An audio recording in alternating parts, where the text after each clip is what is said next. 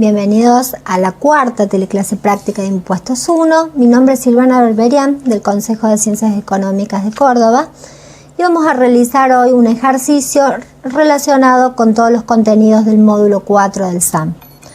Van a encontrar que en este módulo tenemos los conceptos finales de impuesto a las ganancias, incluidas las sociedades de capital, el régimen de reorganización y transferencia, los regímenes de retención y percepción del impuesto a la ganancia y por otro lado dos impuestos adicionales, el impuesto a la transferencia de inmuebles y el impuesto a la ganancia mínima presunta. Vamos a hacer un pequeño repaso de todos los conceptos que están incluidos y vamos por último a hacer un esquema de liquidación del impuesto a la ganancia mínima presunta. En cuanto al esquema conceptual del módulo, si retomamos cuáles eran los últimos conceptos vistos en las unidades, eran las ganancias de tercera categoría. Y dentro de las ganancias de tercera categoría, merecía unos capítulos especiales la sociedad de capital por lo que implicaba este tipo de sociedades. En primer lugar, se le daba una personalidad de manera tal que es contribuyente directo del impuesto. ¿Qué implica ser contribuyente directo? Es la misma sociedad la que está pagando el impuesto a las ganancias y no los socios que la componen. Por lo tanto, la imposición, según el artículo 69 de la Ley de Ganancias, es del 35% para este tipo de sociedades y están expresamente definidas en la ley. Recordemos las sociedades anónimas, las sociedades de responsabilidad limitada, asociaciones y fundaciones, entre otras. Los últimos puntos que quedaban sobre este tipo de empresas era lo que era distribución de bienes, ya sea mediante acciones, que la misma empresa los tenías que considerar como una venta. Se trataba de este tipo de distribución de bienes como podrían ser acciones, como una venta de la sociedad. Y quedaban conceptos finales como hasta cuándo la sociedad tenía que ser contribuyente.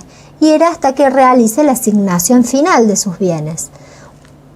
Una vez realizada la asignación final, que está contenido como una venta de la sociedad ya deja de ser contribuyente directo.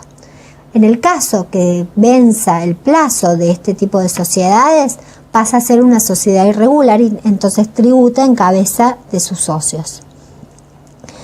Tenía ciertas deducciones especiales que la estuvimos viendo en el práctico anterior, como son los honorarios de directores y síndicos, que trabajaba con ciertos límites, como son el 25% de la utilidad contable por un lado y un límite, un tope fijo. De esos dos tipos de limitaciones se consideraba la mayor a deducir. Sin embargo, ese tope fijo a su vez tenía otro nivel de comparación. Se comenzaba a comparar el tope fijado por la ley con el honorario realmente asignado y de esa comparación surgía el menor. Después tenemos a partir del artículo 77 de la ley de ganancias, todo lo que es reorganización y transferencia de empresas, con ciertos beneficios. ¿Cuáles eran los beneficios? Si se hacía en el marco y con los requisitos que fija la ley de ganancias, que esa transferencia no estaba gravada ni por ganancias ni por IVA y a su vez implicaba una transferencia de los derechos y obligaciones impositivos a la nueva sociedad o a la sociedad escindida.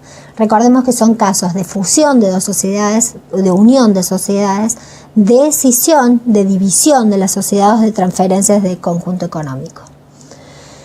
Y por último, cuando estudien el tema de reorganización y transferencia a partir del artículo 77, las condiciones que deben tener para tener este tipo de beneficios, es decir, para no estar gravadas, que estaban dados por el marco de la actividad, la continuación de la actividad, la existencia de la empresa en marcha, ciertos requisitos de publicación del tipo de reorganización que se está haciendo, como así también la información a la AFIP. Uno de los últimos puntos de ganancias eran los regímenes de retenciones y percepciones.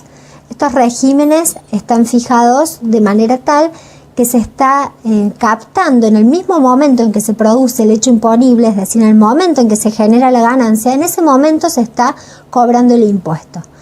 Es como si fuera instantáneo el hecho imponible. Ocurre la ganancia, se cobra el impuesto. Para eso la AFIP establece ciertos agentes de retención y de percepción. La diferencia básica en la retención es que lo que se está haciendo es detraer del monto que se está pagando un importe. Es decir, un régimen de retención es por pagos de los cuales se resta un importe.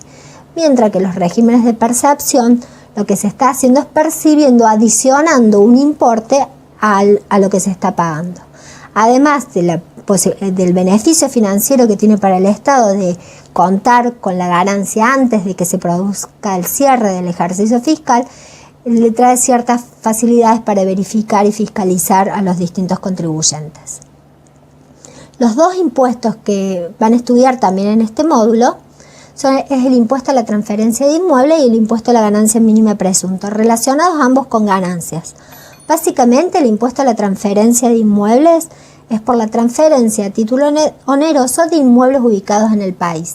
Tengan en cuenta cuando lo estudien cuáles son las características que tiene que tener el inmueble, qué tipos de transferencia estamos hablando y que no es solamente la venta, que las expropiaciones están fuera del objeto del impuesto, cómo se determina el monto, que hay agentes de retención. Recordemos que en este tipo de operaciones casi siempre interviene un escribano, que es el agente de retención, y en el caso que no actúe el escribano, el adquirente, el comprador, debe actuar como agente de retención.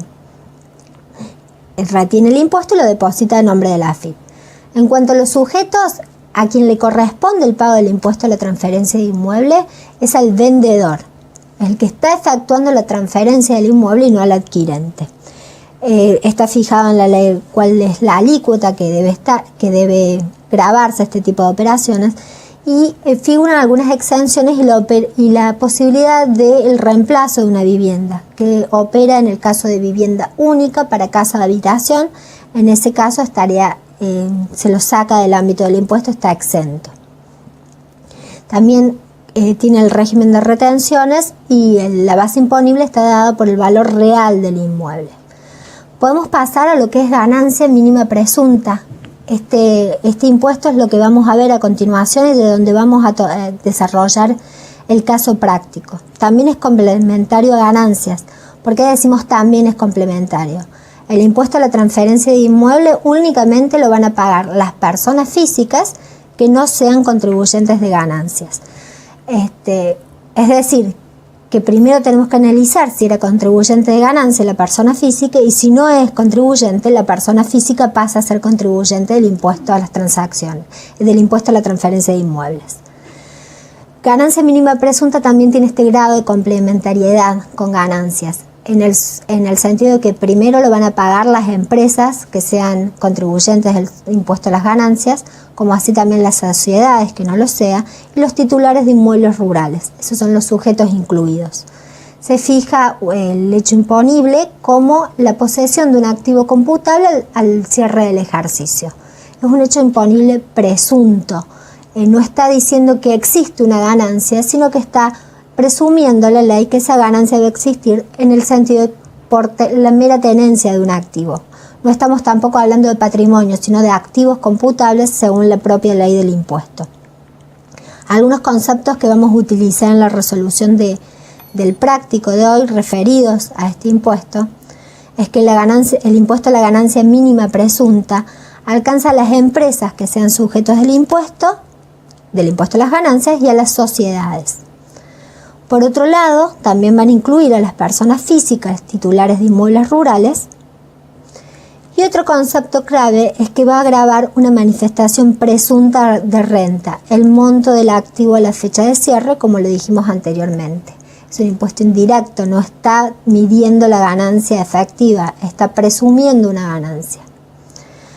Por último, nos va a permitir tomar como funciona dinámicamente con el impuesto a las ganancias y están tan relacionados, hay un mecanismo, hay una posibilidad de tomar el pago a cuenta, es decir, en la medida que existe impuesto a la ganancia, se va a poder tomar ese impuesto como pago a cuenta del impuesto a la ganancia mínima presunta en general. Al revés, no opera de la misma forma, es decir, el impuesto a la ganancia mínima presunta que se ingrese no siempre va a poder computarse como parte de pago del impuesto a las ganancias. Hay ciertas características especiales que está fijando la ley. Vamos a comenzar con el caso práctico relacionado con una empresa que es una sociedad de hecho. El ejercicio que vamos a realizar es de la empresa Cristales, sociedad de hecho. Los datos los van a contener en la guía. Nos dice que la fecha de cierre de Cristales, la fecha de cierre de ejercicio es el 31 del 12 del 2011. Está radicada en la ciudad de Buenos Aires. Su actividad principal es la comercialización por menor de cristales y vidrios. Tiene 2 socios, el señor Larazzi y Paró tiene una proporción de 60 y 40%. Nos está dando los datos de la ganancia neta sujeto a impuesto para considerar en el caso de impuesto a las ganancias y los pagos a cuenta que vamos a poder tomar. Esa ganancia neta sujeto a impuesto a las ganancias es de 12.000 pesos. A su vez nos da los datos del impuesto ingresado por los socios. Comenzamos a ver el activo de la sociedad. Van a encontrar en un cuadro cómo está compuesto ese activo y es lo que nosotros debemos evaluar según las normas del impuesto a la ganancia mínima presunta. En primer lugar, nos da el dato de moneda extranjera. Nos dice que el activo de la sociedad está compuesto. Tiene en su caja moneda extranjera que adquirió el 28 del 5, son $1.200. Como pueden ver en el cuadro, el total en pesos a esa fecha era de 4.920 pesos. Después nos dan algunos datos sobre el tipo de cambio para que nosotros podamos efectuar la evaluación según las normas del impuesto. En el caso de deudores por venta, el total es 55.200 pesos. Sin embargo, hay 2 deudores que tienen una situación especial. El señor Álvarez, que el 12 de marzo del año 2011 nos comunica que por ciertas circunstancias especiales no va a poder pagar. La empresa le envió carta documento, le comunicó que estaba en mora y además le intimó el pago. La deuda además es de 1.200 pesos. Y por otro lado, la empresa Vidrio, Sociedad Anónima, en octubre del 2011 decretó su quiebra y el monto que nos tiene adeudado es de 12.600 pesos. A su vez tenemos documentos a cobrar. Los datos del ejercicio son que los créditos documentados están documentados con un pagaré y que han generado intereses devengados al 31 del 12 del año 2011 por 2.150 pesos. Tenemos bienes de cambio. Los bienes de cambio están valuados en 68.700 pesos y el importe de ese rubro está formado por productos que han sido comprados el 13 de noviembre del año 2011. Tengan en cuenta la fecha a los fines de la evaluación. Y acá vamos a ver que nos van a ser útiles los conceptos de ganancias de evaluación de bienes. Lo mismo sucede con los incobrables. Recuerden en estos casos todas las normas de ganancias que hacen a la deducibilidad de incobrables. Tenemos por último un caso de un inmueble. El inmueble es utilizado por depósito. Si bien pertenece a uno de los socios, es propiedad de uno de los socios, está dedicado exclusivamente a depósito de la sociedad. Y el socio no está percibiendo ningún tipo de contraprestación por esta cesión de uso que le ha efectuado.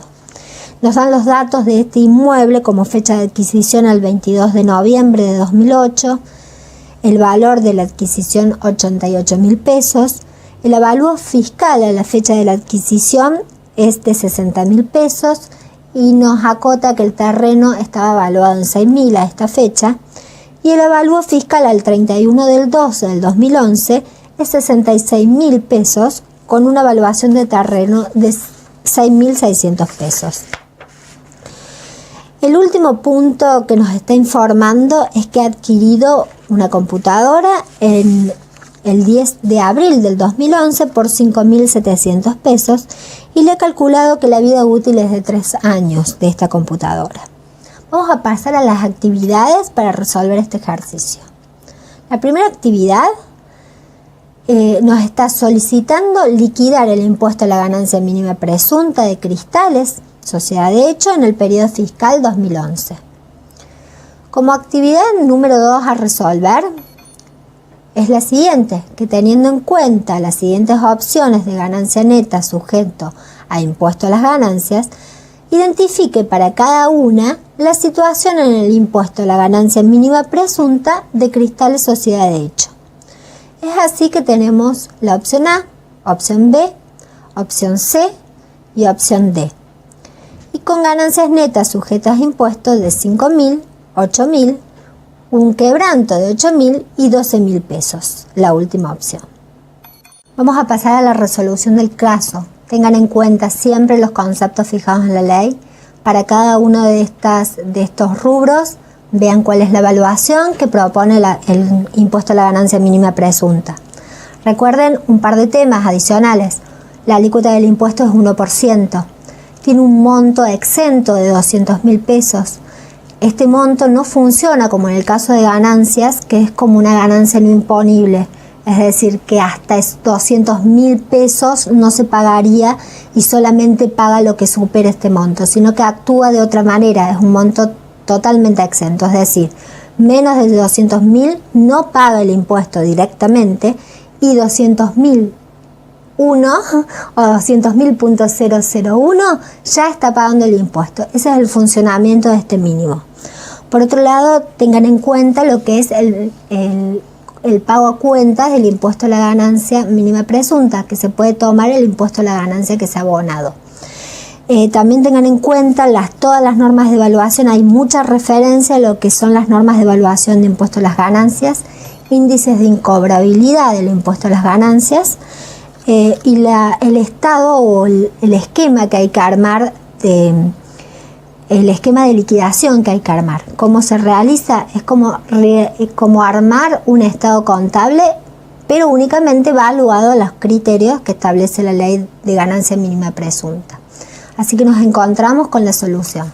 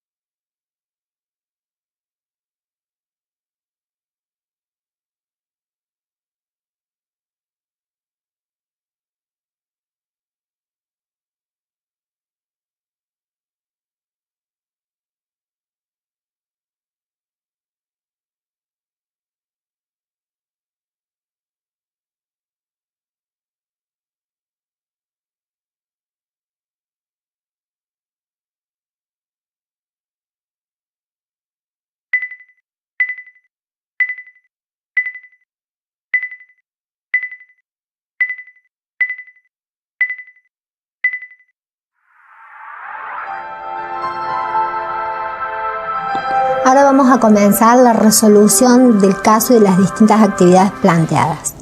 Lo primero que tenemos que hacer es evaluar todo el activo de la empresa a criterios del impuesto a la ganancia mínima presunta. Es así que comenzamos por el primer activo de la sociedad, que era moneda extranjera. ¿Y qué nos dice la ley para evaluar la moneda extranjera? Acá vamos a ver el artículo 4, inciso D, que nos dice que los depósitos y créditos en moneda extranjera y las existencias de la misma se evalúan de acuerdo al último valor de cotización tipo comprador del Banco Nación Argentina. Es así que tomamos los $1.200, lo computamos a 4.30, tipo comprador del Banco Nación, y obtenemos la cifra de 5.160.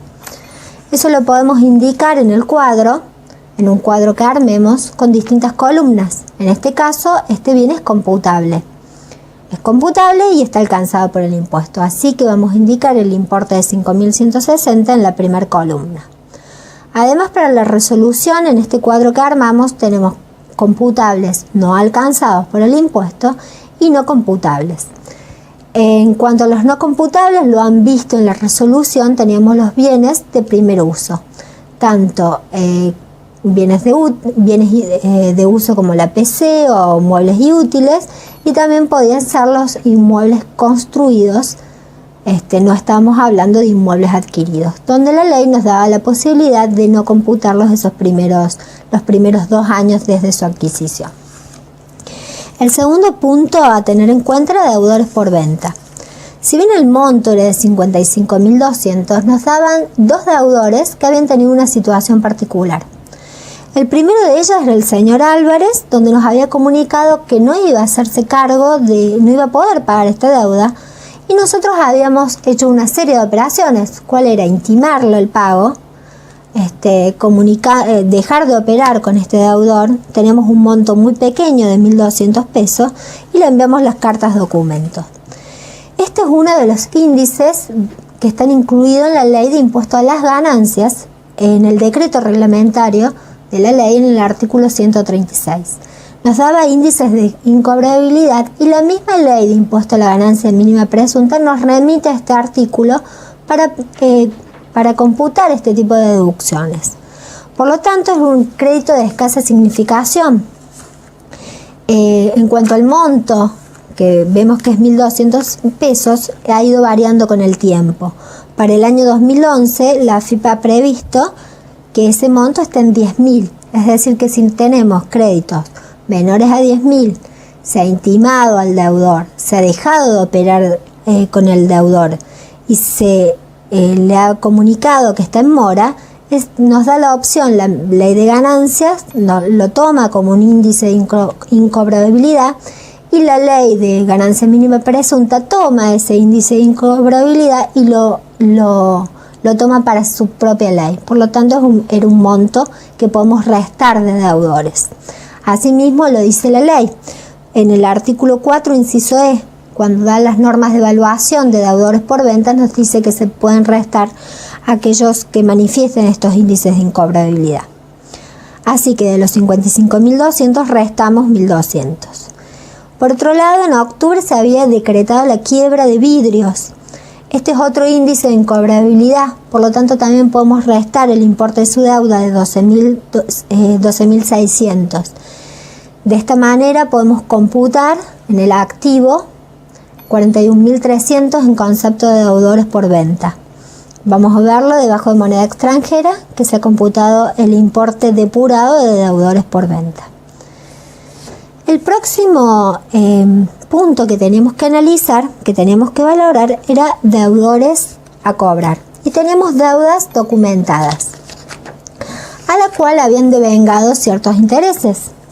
Por lo tanto, el criterio de evaluación, según la ley de impuestos, es sumar el monto de esos documentos más los intereses devengados. Por eso el monto total de deudores a cobrar figura como computable y alcanzado de 24.450 pesos, que deriva de agregar los intereses devengados al 31 del 12 del 2011, que es el cierre del ejercicio de esta empresa. En cuanto al rubro bienes de cambio, La ley toma también los criterios de evaluación de ganancias. Y si vemos el tipo de bien que se trata, es un bien comprado, adquirido. La ley de ganancias para este tipo de bienes lo valora el valor de la última compra. Esta última compra, si es efectuada en los 2 últimos meses de cierre del ejercicio, no se la actualizaba. Si había realizado la última compra durante todo el último periodo, se debía actualizar. Y si no había realizado operaciones en el ejercicio, se tomaba el valor que tenía en el inventario inicial actualizado. Como realizó una operación en el mes de noviembre de 2011, dentro de los 2 últimos meses del ejercicio, valoramos directamente por este criterio sin tener que actualizar. El total es 68.700 y lo incluimos en el cuadro como bienes de cambio. Vamos a pasar a la operatoria del inmueble. El inmueble es un depósito y que era propiedad de uno de los socios. ¿Por qué lo estamos incluyendo como un activo de la sociedad si en teoría es un activo propiedad del socio? En este caso hay un artículo de la Ley de Ganancias y su decreto reglamentario en el artículo 12 que nos está diciendo que la sociedad deberá computar si los inmuebles que son propiedad de los socios, si están dedicados exclusivamente al uso de esta sociedad y además si no existe contraprestación por parte de la sociedad. Esas son las condiciones del inmueble donde funciona el depósito. Por lo tanto, lo vamos a tener que computar y sumar en el activo de la sociedad. El total es 82.852 y va a surgir de calcular las amortizaciones que le son computables. Si tenemos en cuenta que la proporción del edificio es del 90% porque tenemos 6.000 de terreno y 60.000 de avalúo fiscal, si dividimos los 54.000 de la construcción dividido 60, podemos computar el 90% de esto era construcción, el 10% es terreno. De esa forma vamos a amortizar únicamente lo que es edificio. Tomamos 79.200 y a eso le computamos los trimestres que son amortizables. Son 2 trimestres, son 4 trimestres y el porcentaje de amortización el 2%. Por lo tanto, son 5.148 de amortización a computar y nos da un valor residual de 82.852. A esto la ley nos manda que lo comparemos con el valor fiscal, pero únicamente de la parte que es construcción. No incluimos la parte que es terreno. Entonces comparamos los 82.852 con 66.000 pesos del avalúo fiscal al cierre del ejercicio y de los dos tomamos el mayor. Es así que computamos 82.852 pesos como computable y alcanzado en concepto de inmuebles. Una salvedad, disculpen, cuando hacemos el cálculo de la amortización acumulada lo que tomamos son los 4 trimestres, no los 2 trimestres que había expresado, es el 2% de amortización dividido 4, así que nos da 5.148. Vamos a la computadora. Cuando vemos la computadora se ha adquirido en el año 2011, en el mes de abril. Este es un bien nuevo. Recordemos cuál era la ventaja que tenía este tipo de bienes. Los bienes muebles, que fueran de primer uso, en los 2 primeros años no se debía computar. Por lo tanto, el valor que podemos tomar va a ser no computable. Por supuesto que le tenemos que calcular la amortización impositiva en función de la vida útil, que en este caso era de 3 años. En virtud del artículo 12 no se computa y lo podemos ubicar dentro del cuadro de resultados en la columna de no computable. Es así que llegamos a un total del activo gravado, que va a estar dado por la suma de los conceptos computables de moneda extranjera, deudores por venta, deudores a cobrar, que le habíamos incluido los intereses al pagaré, los bienes de cambio evaluados según el impuesto a las ganancias, el inmueble que si bien era propiedad del socio, lo debía declarar la sociedad en virtud del artículo 12 del decreto, y la computadora que pasaba a ser no computable. El total del activo gravado es 222.462 pesos. Y acá vamos a compararlo con el mínimo exento. Recordemos que es de 200.000 pesos. ¿Qué sucede? Es mayor al mínimo exento. Y según lo que habíamos fijado, en el caso de ser mayor, no se paga el impuesto por la diferencia, sino que todo el monto del activo pasa a estar grabado a la alícuota del 1%. Si le calculamos el 1% al monto total del activo, nos va a dar un impuesto de 2.224 pesos con 62. Llegó el momento de determinar si corresponde o no ingresar este impuesto. Y para eso nos daban el dato de cuál era la ganancia neta sujeta a impuesto de la sociedad de hecho. Recordemos que al ser una sociedad de hecho, ese resultado lo va a distribuir entre los distintos socios a los fines de que lo incorporen a su declaración jurada de ganancias. En este caso, la ley nos permite que tomemos esos 12.000 pesos de ganancia neta sujeta al impuesto a las ganancias, le apliquemos la alícuota del 35% de manera de encontrar un impuesto virtual, no es el real porque no lo va a pagar la sociedad de hecho. Esto nos va a dar 4.200 pesos y es lo que debemos comparar con el impuesto a la ganancia mínima presunta. Si el impuesto a las ganancias es mayor al impuesto a la ganancia mínima presunta, se puede tomar el impuesto a la ganancia como pago a cuenta. ¿Qué es lo que sucede en este ejercicio? Tomamos 2.224 pesos con 62 de pago a cuenta, el resto no se computa ni generan saldos a favores.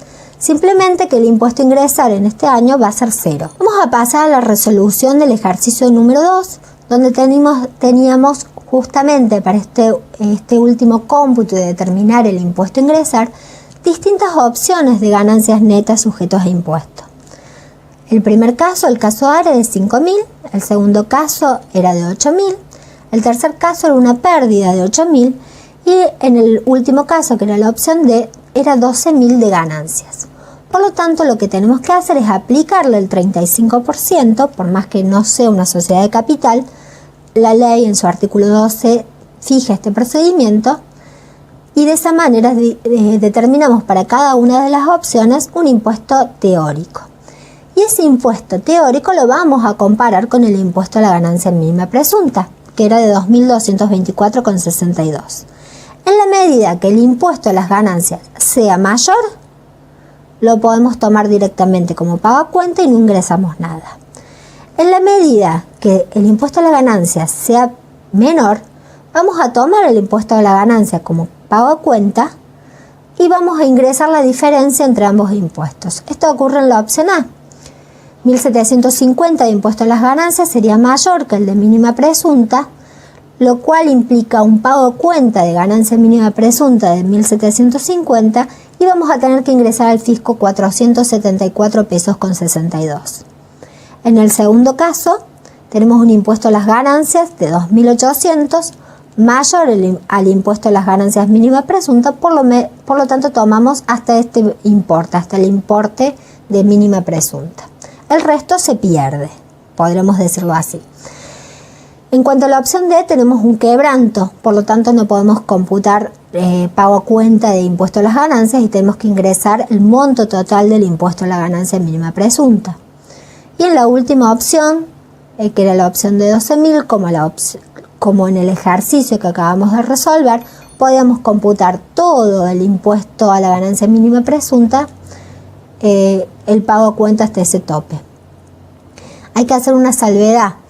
En el caso de que se haya ingresado impuesto, la ley permite este impuesto a la ganancia mínima presunta ingresado que se tome como pago a cuenta de ganancias, siempre que el impuesto a la ganancia sea mayor, y con algunas salvedades especiales para las sociedades de personas, como es este caso, incluidas en el 18 del decreto. Es entonces que este cómputo de pago a cuenta del impuesto ingresado de ganancia mínima presunta en el impuesto a las ganancias no genera mayores inconvenientes en sociedades de capital, pero sí tiene ciertas reglas a cumplir para el caso de sociedades a personas. Y recordemos que se lo puede utilizar durante 10 años el excedente que se abonó de más. Podemos concluir todas estas actividades con ciertas reglas. Esta regla sobre este tema es que siempre que el impuesto a la ganancia sea mayor al impuesto a la ganancia mínima presunta, se puede tomar como pago a cuenta. Si el impuesto a las ganancias es menor al impuesto a la ganancia mínima presunta, hay que ingresar la diferencia. Y esa diferencia ingresada Sí se puede computar como pago a cuenta de ganancia hasta 10 en 10 ejercicios siguientes si se cumplen las condiciones de que en los futuros ejercicios el impuesto a las ganancias es mayor a mínima presunta y en el caso de sociedades de hecho con las limitaciones del incremento de la obligación fiscal. Es decir, que lo que se incrementa el impuesto a las ganancias por incorporar estas actividades van a servir de tope. Vamos a pasar a la resolución, al planteo y resolución de ejercicios de opciones cerradas. Comencemos a ejercitarnos con ejercicios de opciones múltiples. El ejercicio número 1 dice: si Cristales, sociedad de hecho, hubiera poseído inmuebles computables por 300.000 adicionales, ¿cuál es el monto del impuesto a ingresar? Y nos da algunas opciones. La opción A, de 5.224,62 en concepto de impuesto a la ganancia mínima presunta. La opción B, de 4.200 en concepto de impuesto a las ganancias. Y 1.024,62 en concepto de impuesto a la ganancia mínima presunta. La opción C, 4.200 pesos en concepto de impuesto a la ganancia mínima presunta. La opción D, 12.000 pesos en concepto de impuesto a las ganancias. La opción E, 12.000 pesos en concepto de impuesto a las ganancias. Y 1.024,62 en concepto de impuesto a las ganancias mínima presunta. Para la resolución de este ejercicio vamos a tener que tener en cuenta y efectuar algunos cálculos. En primer lugar, veamos en el enunciado qué nos están planteando. Nos dice si hubiéramos poseído inmuebles computables por 300.000 adicionales. Es decir, ya nos está dando el costo o el valor a tomar de este activo. No tenemos que calcular amortizaciones ni todo el ejercicio que hicimos en la parte de ejercitación abierta. Ya nos da directamente el costo computable, que son 300.000 adicionales. También recordemos que había un mínimo exento de 200.000, por lo tanto sabemos que podemos aplicar directamente la alícuota del impuesto del 1% sobre estos 300.000 sin necesidad de hacer otro tipo de cálculo. Por lo tanto, al impuesto que ya habíamos determinado, que era 2.224,62, simplemente les tenemos que sumar de 3.000 de impuesto por este inmueble adicional para tener la respuesta. Sin embargo, también tenemos que analizar las distintas opciones a ver qué es lo que nos está planteando cada una de ellas. En primer lugar, nos dice este impuesto que acabamos de determinar, que lo ingresemos en concepto de impuesto a las ganancias mínima presunta. Podría ser, es una opción posible, pero también consideremos que nos daban datos en este ejercicio particular con respecto al impuesto a las ganancias, así que sigamos leyendo a ver si encontramos alguna otra solución que se adapte mejor. Vamos a pasar directamente a la opción C, donde teníamos que ingresar 4.200 pesos en concepto de impuesto a la ganancia mínima presunta. Puede llegar a confundirse en la resolución del ejercicio al calcular los 12.000 pesos que nos daban como renta neta y lo multiplicábamos por el 35% para calcular ese impuesto a las ganancias teórico, puede llegar a la conclusión de que hay que ingresar 4.200 pesos. Este concepto lo tienen que tener muy en claro, qué es lo que se está multiplicando al hacer la comparación del impuesto a la ganancia con mínima presunta. Desde ya lo descartamos porque esos 4.200 pesos lo único que está representando son los 12.000 de utilidad de la empresa obtenida a los fines del impuesto a las ganancias por la alícuota del 35%. Podemos descartar la opción C. La opción D nos da ingresar 12.000 pesos en impuesto a las ganancias.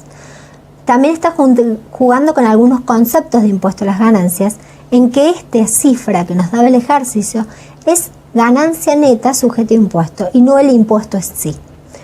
No generen confusión con esos conceptos y si lo tienen claro ya saben que lo pueden descartar. Si descartamos la opción D, también deberíamos descartar la opción E, ya que está planteando tomar esos 12.000 directamente como un impuesto y no aplicarle la alícuota. Así que sin analizar el resto de la sentencia también es descartable la opción E. Nos quedaría que la opción correcta podría ser la A o la B. ¿Y por qué vamos a elegir la opción B? Que es ingresar 4.200 pesos en concepto de impuesto a las ganancias y 1.024,62 en concepto de mínima presunta. Elegimos esta opción justamente por la posibilidad que da la ley de utilizar el pago a cuenta del impuesto a las ganancias. Si 4.200 era el pago a cuenta que se podía utilizar, 1.024 el impuesto efectivamente a ingresar por la sociedad. Así que la solución correcta al ejercicio 1 es la opción B. Ingresar 4.200 pesos en concepto de impuesto a las ganancias y 1.024 en concepto de mínima presunta. Vamos a pasar al ejercicio 2. El ejercicio 2 tiene el siguiente planteo. Están exentos del impuesto a la ganancia mínima presunta los siguientes bienes de Cristales Sociedad de Hecho. Los deudores incobrables como opción A, la opción B, hasta 200.000 pesos por cada contribuyente que estarán siempre exentos. La opción C, la computadora adquirida el año fiscal en realidad, que corresponde a la declaración jurada. La opción D, el depósito propiedad del señor Larazzi. Y la opción E, el importe de moneda extranjera en caja. Una vez que leímos las opciones, veamos qué tipo de criterios están envueltos en esta pregunta. Y habla de conceptos exentos. Cuando hablábamos de deudores incobrables, que es la opción A, no es un concepto exento, sino que se podía deducir. Un concepto exento de un impuesto es que se lo extraía, se lo sacaba, no se sujetaba al pago de ese impuesto, si bien cumplía con las normas. En este caso, cuando hablamos de deudores incobrables, lo que la ley hace es cómo se computa el valor de ese activo y los detrae. No es un concepto exento que figure expresamente en la ley. En la opción C tenemos la computadora adquirida del año que corresponde a la declaración jurada. Y estaban incluidos acá los conceptos de bienes de primer uso, que la ley lo que daba es una especie de franquicia de no computarlos en el primer y segundo año. Volvamos al concepto de exento. Esto no es un concepto exento, sino no computable, y así lo define la ley. Por lo tanto, lo debemos descartar a esta opción. El depósito propiedad del señor Larazzi. Uno podría llegar a pensar que al no estar a nombre de la sociedad, este depósito no se tendría que computar o estar exento. En realidad, lo que jamás podría estar exento en la medida que no está enunciado en la ley.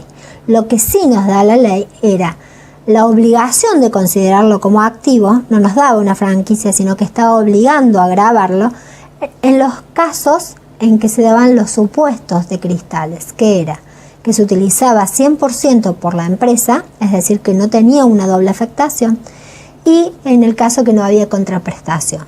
Si hubiera habido alguna de esas dos condiciones que no se cumpliera, estaba fuera del objeto del impuesto y no exento. Así que descartamos esta opción también. El punto es el importe de moneda extranjera en caja, y es un monto del activo que está expresamente incluido en la ley como concepto grabado y computable. Por lo tanto, la única opción posible es, como monto exento, 200.000 por cada contribuyente, y que estarán siempre exentos. Recordemos, el concepto de exención era que hasta no llegar hasta ese monto no se pagaba el impuesto. Después de ese monto se tributaba por todo el activo. En el ejercicio 2, entonces, la opción correcta es la opción B. El ejercicio 3 de las opciones múltiples nos dice lo siguiente. El impuesto a la ganancia mínima presunta determinado para el ejercicio 2011 asciende a, como opción A, 0, como opción B, 224,62, como opción C, 4.200, como opción D, 2.224,62 y finalmente la opción E, ninguna es correcta. Tendremos que comenzar a analizar cuáles son estas opciones y qué en realidad estos números en qué se traducen. En primer lugar, estamos hablando de impuesto a la ganancia mínima presunta determinado. Tengan en cuenta siempre en los enunciados que nos pueden estar variando la respuesta. No es lo mismo que se hubiera puesto impuesto determinado que impuesto a ingresar. Así que estamos hablando del impuesto previo al pago a cuenta que se puede computar de impuesto a las ganancias. Una vez hecha esta aclaración, analicemos las opciones. Primero nos dice que no hay que ingresar ningún impuesto a la ganancia mínima presunta, lo cual no es cierto porque habíamos determinado un activo computable superior al mínimo exento. Si la resolución la encararon bien, van a saber que esta opción no es posible. Si ustedes no computaron el inmueble, seguramente pueden llegar que esta solución es posible. Así que tengan cuidado en la resolución del ejercicio qué conceptos incluir como activo computable y cuáles no. Podemos descartarlo si lo hemos resuelto correctamente, entonces a la primera opción. Como opción B tenemos 224,62. También puede resultar de un error en la liquidación de este impuesto. Si nosotros hubiéramos considerado al importe mínimo, a los 200.000 pesos exento, como una ganancia que actúa similar a una ganancia no imponible, lo podremos haber restado de la base del impuesto y determinado el 1% sobre esa diferencia. Ese resultado, ese impuesto que determinaríamos, nos daría 224,62, pero implicaría haber aplicado mal las reglas del impuesto y haberlo tomado como un mínimo exento, y después de ese mínimo se empezaría a pagar. Así que si aplicamos correctamente la ley, la opción B también es incorrecta y la podemos descartar.